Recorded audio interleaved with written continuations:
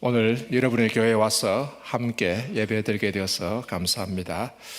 오늘은 부활주일로 지킵니다. 우리 예수님이 부활하신 것을 기념하여 지키는 날입니다.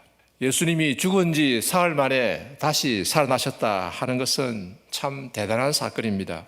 온 세상 사람들에게 영원한 삶의 소망을 주는 아주 복된 소식입니다. 그리고 오늘은 또한 부암제일교회 설립 54주년 되는 날이라고 합니다. 들으니 1970년 3월 29일에 설립했다고 합니다. 제가 부모님과 함께 단감동에 이사 온 것은 1969년이었습니다.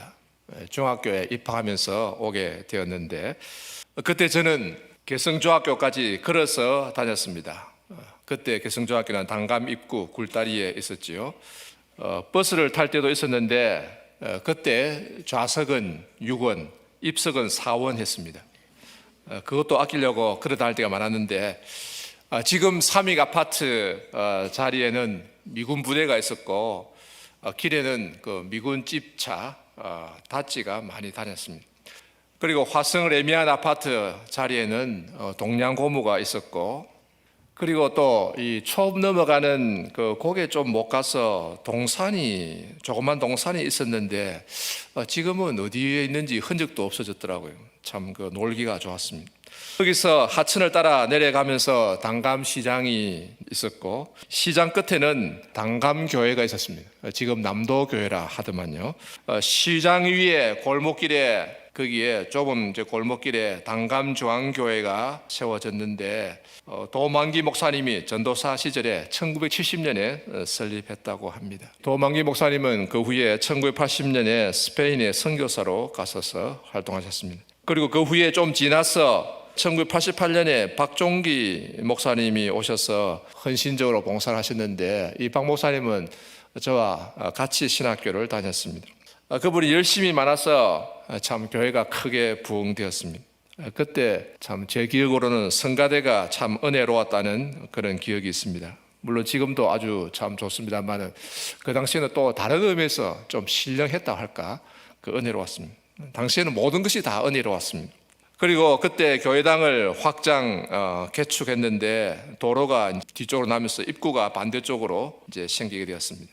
그리고 그 후에 이제 김형규 목사님이 오셔서 교회를 더욱 이제 발전시키게 되었고, 또 현재 이 자리로 신축 이전하게 되었습니다. 아주 좋은 위치에 현대식 건물을 지어 완성하게 되었습니다.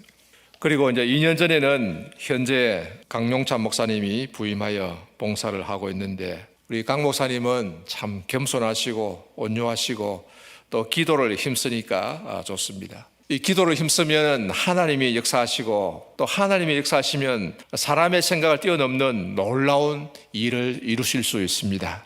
그래서 여러분은 모두 합심해서 참 기도를 힘쓰셔서 앞으로 부암제일교회가 하나님이 기뻐하시는 교회로 성장 발전하게 되기를 바랍니다.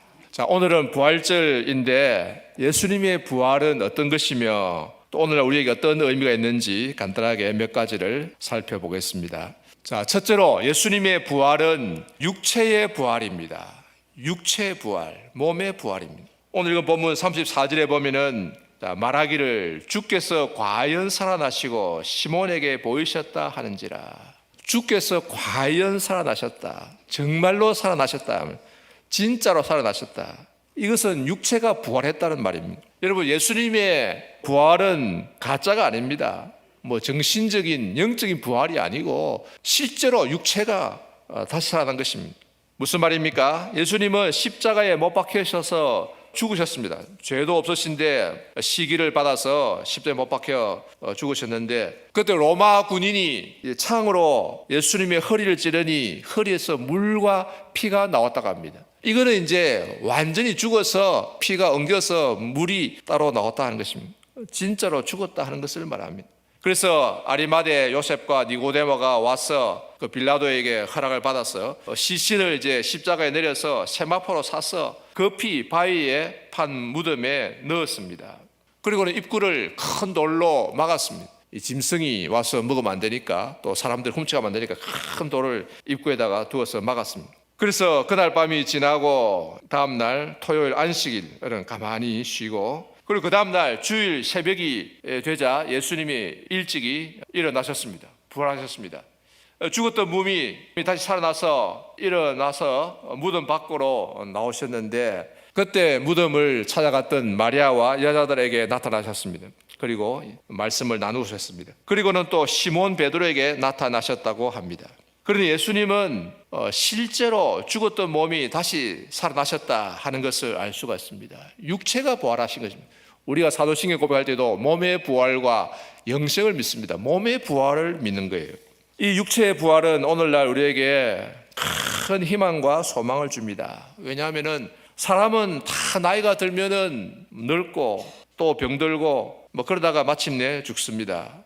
이 죽음을 피할 수 없습니다. 좀 연기할 수는 있지만은 요즘은 이제 요양원에 가서도 지내고 이 기간이 길어지니까 이게 문제가 좀 큽니다. 그러나 이 죽음을 피할 수는 없습니다. 중국의 진시 황제는 중국 천하를 통일하고 나서 그 다음에 소원이 뭐 있겠습니까? 자기가 죽기 싫다, 안 죽으려고 영원히 살고 싶어서 사신들을 보내어서 불로초를 구해오느라 했습니다. 불로초를 구해오느라. 그래서 한반도에 불로초를 구하러 사신들을 보냈는데 많이 보냈습니다. 남해 금산에 왔다는 말도 있고 제주도에 왔다는 말도 있고 일본까지 갔다는 말도 있고 여러 설들이 있습니다. 그 불로초가 산삼이란 말도 있고 또 그 사람은 영지버섯이다 이런 말도 하는데 모르겠습니다. 여러 가지 설이 있습니다. 그런데 시황제는 결국 불로초를 구하지는 못했지요. 그러나 좋은 약을 먹고 오래 살려고 좋은 것을 먹다가 수은 중독으로 일찍 죽었다고 합니다. 수은이 들어가면 얼굴도 피부도 팽팽해지고 젊어진 것 같은데 그 일시 효과고 결국은 굉장히 독합니다. 결국은 일찍이 중독으로 죽었습니다. 49세에 죽었으니까 참 황제로서 천하를 통일한 황제로서 일찍 죽은 거죠. 오래 살려다가 오래 살기는커녕 일찍 죽은 것입니다. 여러분 오늘날 인생도 이와 같습니다. 사람들은 저마다 오래 살려고 빨리 죽으려는데 이건 사실 거짓말이거든요. 오래 살려고 안 죽으려고 애를 쓰지만은 그래서 영양제도 먹고 병원에도 가고 하는데 그러나 결국은 죽고 맙니다. 그래서 장례를 치르고 묘지에 안장되면은 그것으로 끝입니다. 지나면은 결국 잊혀집니다. 전에 부산에도 참 제가 신학교 다닐 때만 해도 또 전도사 생활할 때만 해도 부산에 쟁쟁한 목사님들 이름 많이 듣고 보고 했는데 이제 다 사라지고 요즘 젊은 사람 잘 몰라요. 그런 목사님이 있었다는 걸. 역사가 되어버리고 맙니다. 그런데 예수님은 2000년 전에 예루살렘의 무덤에서 실제로 진짜로 부활하셨습니다. 그래서 우리 예수님은 무덤이 없습니다. 무덤이 없어요. 예루살렘에 가면은 빈 무덤이라고 조그만 게 있습니다. 바위에 팠는데 생각보다 작아요. 겨우 굽히고 들어가 보면요 아무것도 없고요. 냄새가 쾌쾌합니다. 이 박테리아만 있는 거죠. 다른 종교 지도자들 성인들에게는 다 무덤이 있습니다. 공자 출생제도 가면은요 무덤을 크게 놓고 기리고 있습니다. 또 누구는 죽어서 화장했더니 사리가 나왔다, 장사제했다 하는 기록들이 있습니다. 강에다 뿌렸다. 그러나 예수님에게는 무덤이 없습니다. 빈 무덤뿐입니다. 빈 무덤뿐이. 왜냐하면은 예수님은 진짜로 살아나셨기 때문입니다. 살아나셨기 때문에 무덤이 있을 수가 없잖아요. 예루살렘 가도 무덤은 못 보고 옵니다. 육체가 살아나셨습니다. 그런데 오늘날 이 육체의 부활을, 예수님의 육체의 부활을 부정하는 사람들이 있습니다. 부활절이 되면은 로마의 교황과 또 추기경과 또 종교 지도자들이 부활절 메시지를 발표하는데 아마 우리나라에서는 벌써 발표했을 것이고 시차가 있으니까 유럽에는, 서양에는 또 좀 이따 발표할지 모르겠습니다만은. 그런데 그 메시지를 들어보면은 알맹이가 없어요. 좋은 말을 많이 하는데 알맹이가 없다. 찐빵에 앙코가 없다. 배는 부른데 맛이 없다. 부활절 메시지에 핵심이 없어요. 그저 이렇게 말합니다. 대개는 어려운 삶 속에서 희망을 가지고 삽시다. 고물가 속에서도 희망을 가지고 삽시다. 청년들은 취직의 희망을 가지고 살자. 또 우리나라 같으면 또 남북 통일의 희망을 가지자. 유럽 같으면 우크라이나에 평화가 오고 그런 평화가 오는 세상을 바라보자. 그렇게 말하겠죠. 이게 부활이라고 합니다. 그런 게 부활이라면은 그런 건 우리도 할 수 있습니다. 아무나 다 할 수 있습니다. 말은 바로 그런 건 부활이 아니고 희망이고 소망입니다. 35년 전에 1989년에 제가 네덜란드에 유학하고 있을 때였는데, 그 네덜란드 레이든 대학의 신학 교수 한 사람이 글을 발표했는데 예수님의 육체적 부활을 부인했습니다. F.O. 판 헤너비라고, 하는 사람들 이름이 참 발음하기 어렵습니다. 판 헤너비 말했는데, 예수님은 육체로 부활하신 것이 아니다. 예수님이 부활하긴 했는데 부활절도 지키니까 그 육체의 부활이 아니래요. 그는 이렇게 말합니다. 뭔가 일어났다. 그러니까 서양교회가 지금 부활절 지키잖아요. 네덜란드에서는 내일 또 휴일입니다. 부활절 휴일. 주일은 당연히 쉬는 거니까 내일 휴일. 독일도 그렇고 유럽은 대개 월요일도 이제 내일도 부활절 휴가로 쉽니다. 그러니까 기독교 문화가 있는 거죠. 그런 건 참 좋은데, 그러나 부활을 믿는 사람은 별로 없습니다. 그 교수는 이렇게 말했어요. 뭔가 일어났다. 그럼 뭔지는 알 수 없다 그랬어요. 그리고 이 예수님 부활은 역사적 사실이 아니다. 육체의 부활이 아니다. 그렇게 말했습니다.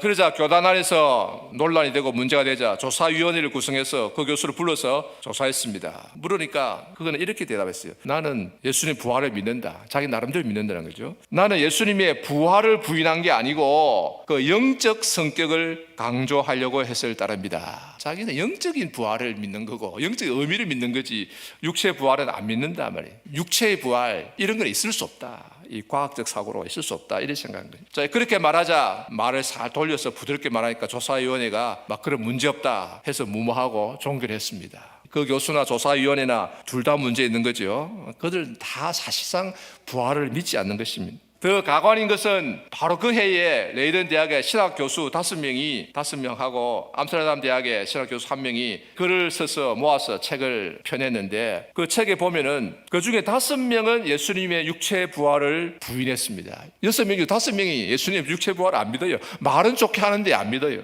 오직 한 사람, 성교학 교수 한 사람만 예수님의 육체 부활을 믿었습니다. 그리고 6명 중에 5명은 실제로 예수님의 부활을 안 믿는 것이었습니다. 이 신학 교수들의 이 신앙이 이랬습니다. 이것이 35년 전에 네덜란드의 현실이고 유럽의 모습입니다. 그 네덜란드는 그래도 신앙이 제일 좋은 편에 속하거든요. 제일 개혁교회가 좋고 왕성했던 데인데 네덜란드 그러니 다른 나라는 말할 것도 없죠. 지금은 그래도 남은 자들이 있어서 겨우 신앙을 지키고 있습니다. 전통적인 신앙은 거의 사라졌다고 말할 수 있습니다. 이미 35년 전에. 이것이 오늘날 유럽의 비극이고 모든 불행의 그 뿌리가 여기 있다. 저는 이렇게 봅니다. 그런데 더욱 가관인 것은 그 책의 제목이 무엇인가? 책의 제목이 보니까 진실로 부활하셨다. 이렇게 진실로 부활하셨다. 여기 성경에 있는 대로 과연 살아나셨다. 안 믿으면서 책 제목은 그럴듯하게 붙였어요. 입만 번들하게 말하는 것입니다. 그러나 예수님의 제자들은 여기에 보면은 이 11제자들과 같이 있던 자들이 이제 예루살렘에 숨어 있었는데, 문을 잠그고 숨어 있었는데 말하기를 주께서 과연 살아나시고 시몬에게 보이셨다. 예수님이 정말로 부활하셨다는 것입니다. 그리고 시몬 베드로에게도 보이셨다. 죽었던 예수님이 다시 살아나셨다. 놀라운 일이 났다. 그리고 눈으로 보았다는 것입니다. 그리고 이제 바로 이어서 그 다음 본문에 나옵니다마는 제자들이 이렇게 말하고 있을 때 바로 그때에 부활하신 예수님이 그들 가운데로 찾아오셨습니다. 무슨 문을 잠그고 있는데 부활하신 예수님은 문을 쓱 통과해가지고 들어오셨습니다. 부활의 몸은 좀 다르지요. 그러면서 너희에게 평강이 있을지어다, 샬롬, 이렇게 인사를 하시고 나서 39절에 보면은 내 손과 발을 보고 나인 줄을 알라. 또 나를 만져보라. 영은 살과 뼈가 없으되 너희 보는 바와 같이 나는 있느니라. 영은, 유령은 살과 뼈가 없습니다. 보이다가 사라지고 그뿐이. 귀신도 그렇습니다. 그러나 예수님은, 부활하신 예수님은 살과 뼈가 있다. 만져보라. 살과 뼈가 있다.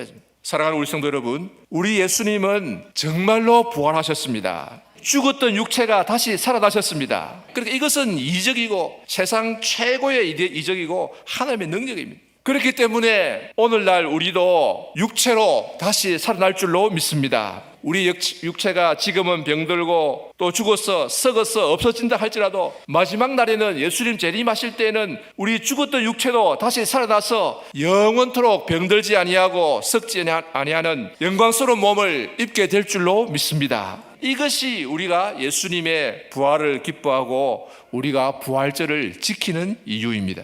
자, 두 번째로 하나님은 부활의 능력으로 우리 가운데 역사하신다는 것입니다. 하나님 부활의 능력으로 오늘날 우리 가운데 역사하신다. 에베소서 1장 19절에 보면은 사도 바울은 이렇게 이제 기도합니다. 그의 힘의 위력으로 역사하심을 따라 믿는 우리에게 베푸신 능력이 지극히 크심이 어떠한 것을 너희로 알게 하시기를 원하노라. 하나님께서 우리에게 베푸신 능력이 지극히 크심이 어떤지를 너희가 알기를 원한다. 이것은 사도 바울이 기도하는 내용입니다. 사도 바울은 이런 내용을 기도했다. 그게 무엇인가 하면 하나님의 능력의 지극히 크심을 우리가 알기를 원한다. 여러분, 하나님의 능력은 지극히 큽니다. 매우 매우 큽니다. 이루 말로 다 할 수 없을 정도로 큽니다. 어떤 능력이냐 하면은, 그 다음에 20절에 보면은 이제 이렇게 말합니다. 그 하나님의 능력이 그리스도 안에서 역사하사 죽은 자들 가운데서 다시 살리시고 하늘에서 자기의 오른편에 앉히사. 하나님의 능력이 얼마나 큰지 예수님을 다시 살리셨다. 그리고 하나님 우편에 앉히셨다. 그 부활의 능력으로 오늘날 우리 가운데 역사하신다는 것을 알기를 원한다 하는 것입니다.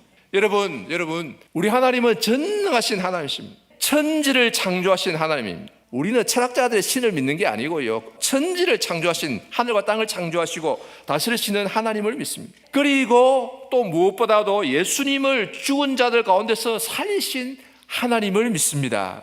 그래서 하나님은 사망 권세를 정복하셨습니다. 예수님은 사망 권세를 정복하시고 죽음을 정복하시고 참 대단합니다. 자, 그런데 중요한 것은 무엇인가 하면은 이런 능력을 가지신 하나님을 오늘날 우리가 믿는다는 사실입니다. 우리가 믿는 하나님은 전능하신 하나님이십니다. 자, 그러면 여러분은 이런 전능하신 하나님을 믿습니까? 전능하신 유일하신 아버지 하나님을 믿고 있습니까? 정말로 전능하신 하나님, 천지를 창조하신 하나님을 우리가 믿고 있습니다. 그런데 많은 사람들은 이렇게 생각합니다. 우리가 기도하면은 감기 같은 것은 잘 낫는데 암 같은 것은 잘 안 나. 기도하면 하나님은 감기는 잘 고쳐주시는데 암은 잘 안 고쳐주셔. 의사가 안 된다고 하면은 하나님도 못 고치셔. 이런 생각하는 사람들 많습니다. 말은 잘 안 하죠. 말하면 이제 목사님께 야단나니까 말은 안 하지만은 이제 속으로 그렇게 생각하는 사람 많습니다. 의사가 안 된다고 하면은 막 그만 절망입니다. 아이고 큰일 났다. 많이 걱정되긴 되죠. 사실 안 되겠다. 좀 실망이 됩니다. 그런데 여러분, 우리 하나님은 감기 정도는 잘 고치시는데 암은 못 고치십니까? 우리 하나님은 감기 전문입니까? 그런 하나님은 전능하신 하나님이 아니지요. 전능하신 하나님 아닙니다. 그러나 우리 하나님은 전능하신 하나님이십니다. 죽은 예수님을 실제로 다시 살리신 하나님이십니다. 그리고 예수님도 살아계실 때는 죽은 나사로도 다시 살리셨습니다. 죽어서 나흘이 지나서 그 동굴에 넣어서 이제 냄새가 나는데도 예수님이 그 동굴 앞에 가가지고 큰 소리로 나사로야 나오라 하니까 나사로가 일어나서 머리에 이 수건을 감싼 채로 뚜벅뚜벅 걸어 나왔습니다. 놀라운 이적입니다. 많은 유대인들이 예루살렘에서 와서 살아난 나사로를 보고 예수님을 믿었다 그랬습니다. 나인성 과부의 독자, 하나밖에 없는 독자 아들이 죽어서 장례 행렬이 지나가는데 그 어머니가 얼마나 슬프겠습니까? 울고 통곡을 하는데 예수님과 제자를 지나가다가 그 행렬과 부딪혔습니다. 예수님이 불쌍히셔서 어떻게 하셨는가? 아마 습가 같으면은 사람이 죽는 거는 인생에 정해진 이치다. 어쩔 수 없다. 또 철학자들 같으면은 나도 같이 슬퍼해 줄게. 동정. 나도 슬프다.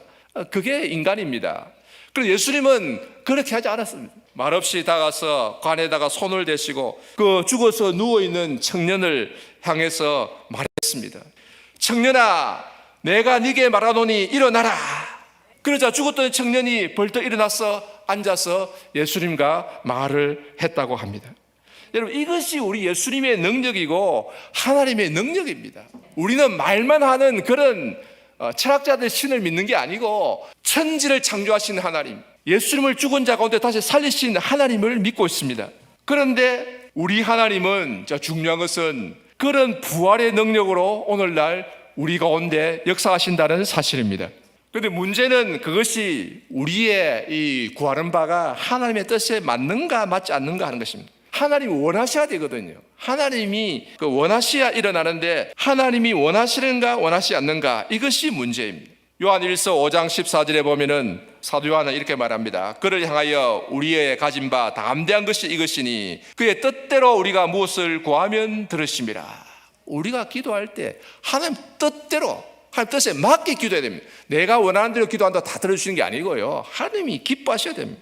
하나님의 뜻대로 하나님 기뻐하셔야 되신다. 그러기 위해서는 우리가 어떻게 해야 되느냐, 여러 가지 있는데 무엇보다도 우리의 삶이 하나님 보시기에 바로 돼야 됩니다. 우리의 삶을 하나님이 기뻐하셔야 되는 거예요. 요한일서 3장 22절에 보면은 무엇이든지 구하는 바를 그에게서 받나니 이는 우리가 그의 계명을 지키고 그 앞에서 기뻐하시는 것을 행함이라. 우리가 주님의 계명을 지키는, 이 계명은 제일 중요한 것이 너희가 서로 사랑하라, 형제를 사랑하고, 그리고 하나님의 기뻐하시는 일을 행하면은 우리가 담대함을 가지고 기도하면은 응답받을 줄로 믿는다는 것입니다. 그러기 위해서는 우리가 하나님 앞에서 올바른 삶을 살아야 됩니다. 우리 삶이 바로 되도록 해야 됩니다. 바로 엘리야와 같은 사람입니다. 엘리야는 이스라엘이 타락해서 다 바알을 섬기고 우상 숭배에 빠졌을 때에 타락한 이스라엘 백성이 하나님께로 돌아오도록 하기 위해서 하나님 앞에서 자기 목숨을 걸었습니다. 목숨을 내놓고 혼자 담대하게 아방 앞에 나아가서 폭탄 선언했습니다. 이 엘리야는요, 친구 데리고 간 게 아닙니다. 뭐 힘센 사람 데리고 간 게 아니라 혼자 딱 가가지고 왕 앞에서 담대하게 폭탄 선언했습니다. 이제부터 내 말이 없으면 비가 오지 않을 것이다. 이슬도 내리지 않을 것이다. 흉년이 있을 것을 선포했습니다. 그 왜 비가 없을 것이라고 말했는가? 당시에 이스라엘 백성은 바알이 비를 내려주고 곡식을 준다고 이리 믿었어요. 하나님 주시는데 바알이, 그래서 바알을 섬겼습니다. 그러니 농사가 잘 되고 곡식이 많으면 바알에게 감사하고 이래서도 안 되겠다. 그래서 엘리야가 기도하고 생각해 보니까 이 백성은 양식이 없어야, 곡식이 끊어져야 정신을 차리겠다. 그래서 곡식이 없으면 바알이 소용없다. 그래서 하나님께 돌아오겠다. 그래서 비 오지 않기를 간절히 기도했어요. 비 오지 않기를 먼저 기도했습니다. 엘리야가 간절히 비 오지 않기를 기도하니 3년 6개월 동안 비가 오지 않았다. 참 길죠. 3년 6개월 동안 비가 전혀 오지 않았습니다. 곡식이 다 없어진 거죠. 그 후에 이제 갈멜산에 아왕과 신하들을 초청하고 바알 선지자 450명을 초청해서 대결을 벌였습니다. 엘리야 쪽에는 딱 한 사람, 바알 선지자는 450명. 이제 대결을 벌이는데 불로 응답하는 신이 참 신이다. 이제 각자 제단에다가 제물을 얹어놓고 각자 자기 신에게 부르짖어서 불로 응답하는 신이 참 신이니까 여호와가 참 신이면 여호와를 섬기고 바알이 참 신이면 바알을 섬기자 내기를 했습니다. 바알 선지자는 아무리 아침부터 정오가 지나고 저녁 때까지 아무리 부르짖고 춤을 추고 칼로 찌르고 해도 아무 반응이 없었습니다. 그런데 엘리야가 간절히 하나님께 기도하니까 하늘에서 불이 내려가지고 엘리야가 바친 그 제물을 다 태웠습니다. 이스라엘 백성들이 놀라가지고 여호와가 참신이다, 여호와가 참신이다 그러면서 미혹한 바알 선지자들을 다 잡아서 죽였습니다. 그리고 나서 엘리야는 다시 갈멜산에 올라가서 이제 무릎을 꿇고 간절히 기도했습니다. 7번 간절히 기도하니까 저 지중해에서 손바닥만한 구름이 오더니만 비가 쏟아졌습니다. 3년 6개월 만에 다시 비가 온 것입니다. 우리 하나님은 엘리야와 같은 의인의 기도를 들으시고 능력을 행하신다 하는 것을 알 수 있습니다. 여러분, 오늘날 또 하나님은 이런 능력을 가지고 행하십니다. 우리 하나님은 부활의 능력을 가지고 행하십니다. 하나님은 오늘날 또 의인을 찾으시고 의인의 기도를 통해서 지금도 놀라운 이적을 이루시는 것입니다. 그러므로 부활절을 맞이하여 그냥 하나의 절기 행사로 보내지 마시고 전능하신 하나님, 부활의 능력을 가지신 하나님을 굳게 믿고 힘써 기도하는 성도들이 다 되시기를 바랍니다. 마지막 세 번째로 하나님은 죽은 교회도 다시 살리십니다. 죽은 교회도 다시 살리신다. 교회가 세상의 공격을 받아서 위기에 처하는 경우들이 있습니다. 세상은 계속해서 교회를 공격하고 믿지 못하게 하려고 하고 그래서 교회를 무너뜨리고 교회가 무너지면 기뻐합니다. 중국은 오래전에 서양 선교사들이 들어가서 복음을 전했고 전에 기독교인들이 제법 있었습니다. 그런데 1949년에 중국 본토에 공산주의 국가가 설립이 되고 모택동이 이제 공산 국가를 설립하고 나서는 교회를 핍박하고 박멸했습니다. 공산당은 원래 기독교와의 적이거든요. 종교는 아편이라 해가지고 박멸했습니다. 그러다 1972년에 미국하고 중국이 수교를 하는데 미국의 닉슨 대통령이 중국을 방문했을 때에 모택동의 부인인 강청이 그때 뭐라고 말했느냐 이렇게 자랑스럽게 말했다고 합니다. 이제 중국에 기독교인은 한 명도 없습니다. 기독교인이 한 명도 없다고 아주 자랑했대요. 중국 본토에서 기독교인이 사라졌다고 호언장담했습니다. 그런데 얼마 후에 모택동이 죽고 이제 1978년에 이제 덩소평이 권력을 잡고 개혁 개방을 하고 난 후에 중국 교회가 살아나기 시작했는데 죽어서 없어질 줄 알았던 그 교회가 곳곳 숨어 있다가 일어나기 시작한 것입니다. 그러다 1990년대에 본격적인 개방이 되었는데 그때에 아주 들불처럼 부흥의 불길이 나서 온 중국의 복음이 전파되고 시골 곳곳에 교회가 세워졌다고 합니다. 죽었던 것처럼 보였던 교회가 다시 살아난 것입니다. 어떻게 해서 그 중국의 교회가 그 공산당 시절에 다 없어졌는데 살아났느냐, 이렇게 어떻게 부흥되었느냐 물어보니까 잘 모른대요.